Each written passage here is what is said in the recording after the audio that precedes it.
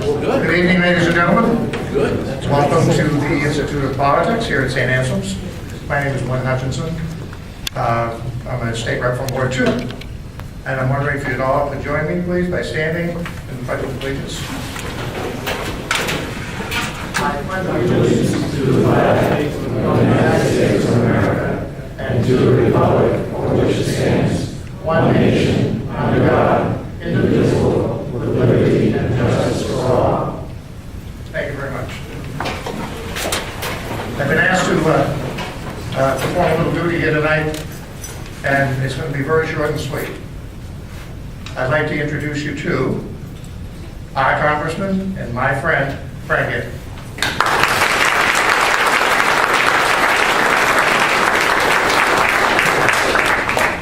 Hi. How are we doing? Good. Not too good. Dependent, yeah. We have, I just noticed an old and dear friend in the audience, Howard McCarthy. Howard, how are you? Howard used to come when I was mayor, used to come to the Board of Mayor and Aldermen and grace us with his singing voice during the half an hour sessions before our meetings started, or the public meetings. But it's good to see you again, Howard. Thanks everybody for coming this evening. I've been back in New Hampshire since Tuesday of last week, and as many of you I'm sure have been following the issues in Washington, and most notably the debt ceiling debate, I thought it would be important for when I return to New Hampshire to talk with you and meet with you, as many people as I possibly could, to talk about that and what happened over the last 2 weeks and anything else that are on your minds. We spent the better part of June and July in Washington trying to deal with this particular issue. As a matter of fact, one of the weeks we were supposed to be back in district, we had to cancel that, spent a lot of our time in DC, and now we are back. So I have spent the last several days doing town hall meetings throughout New Hampshire, trying to communicate with people and listen to what you have to say. And I've heard a lot. I've heard a lot of different perspectives. One of the, I think, best things that happened was when the President of the United States got on TV and said, call your congressman, because I have to tell you, you did. When I came into work the next morning, our hour's worth of tape was full with comments from New Hampshire residents. We had about 1,000 different emails that we received, and we had about 400 to 500 phone calls.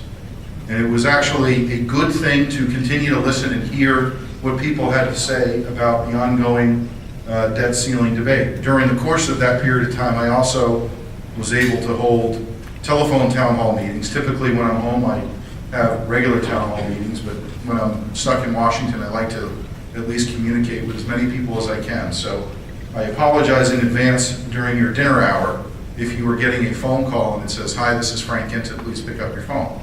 But I'm doing that because I want to be able to communicate with you as quickly as I can the status of things in Washington, and then try to take a part of that time and listen to what people have to say and comment what people have to say about the issues. And during the debt ceiling debate, there was a lot of moving parts, a lot of things were moving rather quickly. So it was certainly beneficial for me to communicate to people what exactly was going on, the changes that were going on almost daily during the negotiations. And I'm here now so we can have a conversation about what transpired, what the end result was, and most importantly, where we're going to go from here. A lot has happened since that vote. We have had a downgrade from AAA to AA plus by S&P.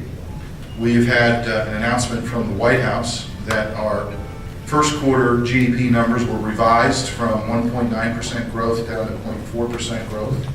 The second quarter GDP numbers were announced at 1.3% growth.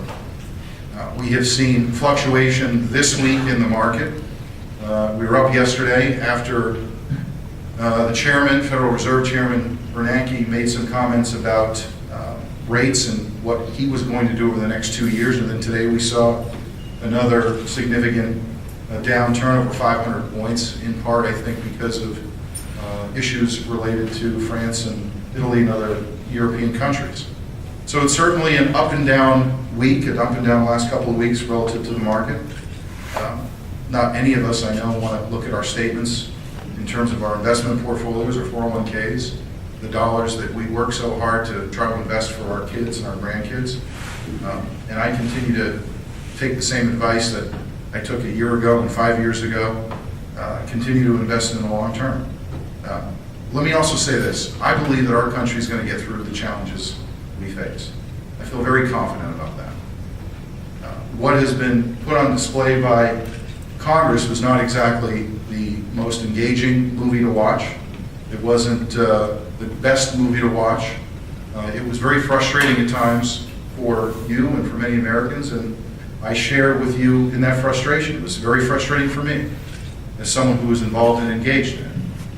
And one of the things that I've seen, and very big difference that I've seen, is the level of partisanship that exists in Washington.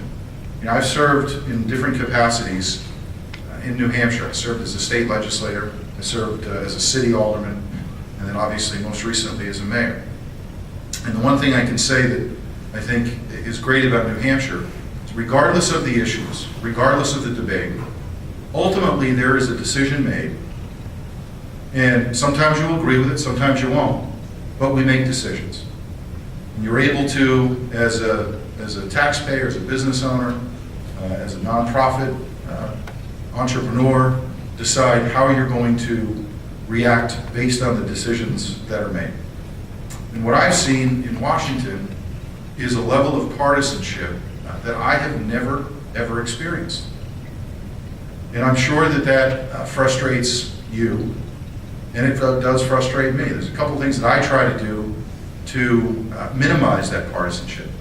First of all, I think it's very important that regardless of what the subject matter is, I, as your representative, need to represent you with a calm, cool, and collected, dignified approach. And I think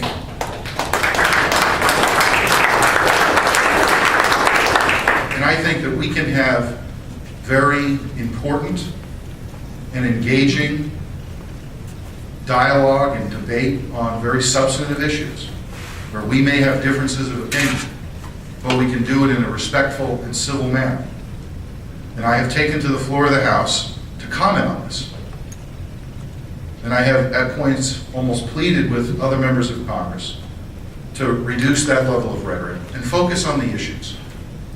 I think the country would love to see a Lincoln-Douglas style debate on the floor of the House of Representatives about substance, about the vision that we have for our country, about the willingness that we have to bring our passion and our principles to the floor and during a debate.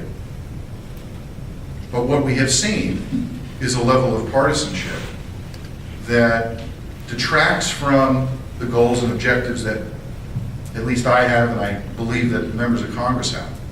And I think it leaves Americans feeling a little, I don't want to say, it leaves Americans, I think, not just frustrated, but disappointed in their governmental leaders. You know, you're right to feel that. You're absolutely right to have that opinion.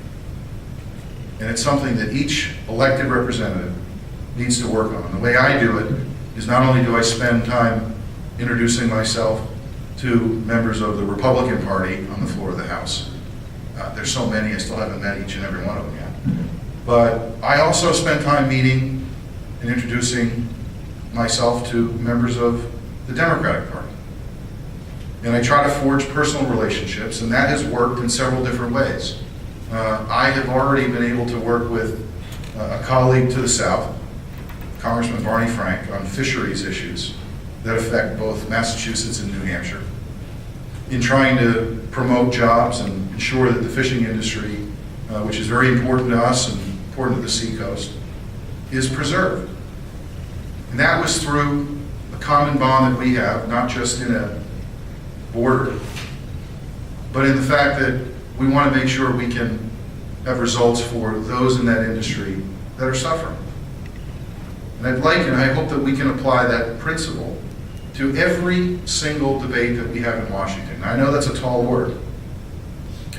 And our Congress is devised in such a way where it promotes a partisan approach.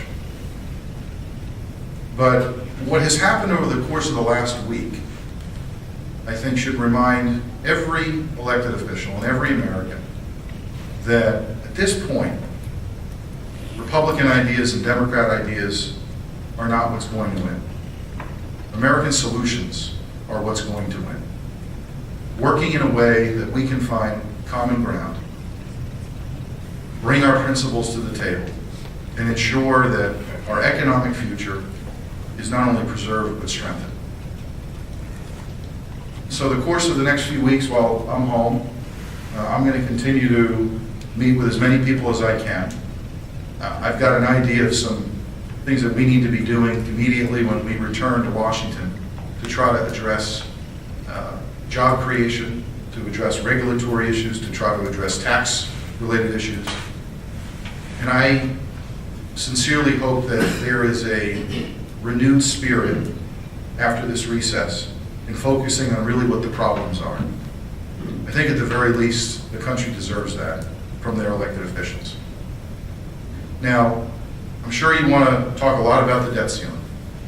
I can spend either a couple of minutes and walk you through where we started and where we ended up, or I can take some questions. I'm sure that this is probably going to be the dominating issue, but if you have other questions as well, I'd like to try to get to them. But I will tell you this. We started this process shortly after we were all elected when Secretary Geithner asked the Congress in writing if we would raise the debt ceiling in a clean debt ceiling vote, which is to say raise it roughly $2.4 trillion, an up or down vote. And the Speaker of the House responded to that request by saying, if the debt ceiling is going to be raised, there needs to be spending reductions and systemic change to how Washington budgets. And the reason that he did that is because of the debt levels and the deficit levels.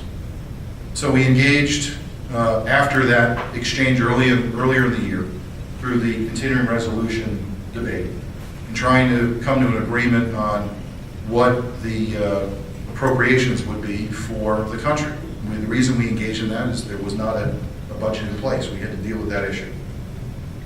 We did try to cut some spending on the discretionary side. We cut some. It was the beginning, I think, of an opportunity to try to move closer to what I think is important balanced budgets, living within our means, and trying to be more effective and efficient with taxpayers' dollars. We then moved into our budget process, in which the House Budget Committee went to work, produced a budget, brought it to the floor of the House, was debated, passed the House, and then we got into the appropriations bills, and then finally a renewed debate and discussion and negotiations on the debt ceiling. And where it started was with the Vice President and the Majority Leader in the House meeting on a daily basis to try to come to a framework and an agreement that was something that could pass the House and the Senate and agreed to by the President. There came a point where that wasn't going to occur. Those negotiations stopped, and obviously it went to the President and the Speaker. And I believe that they were very close to the, quote, big deal that both the President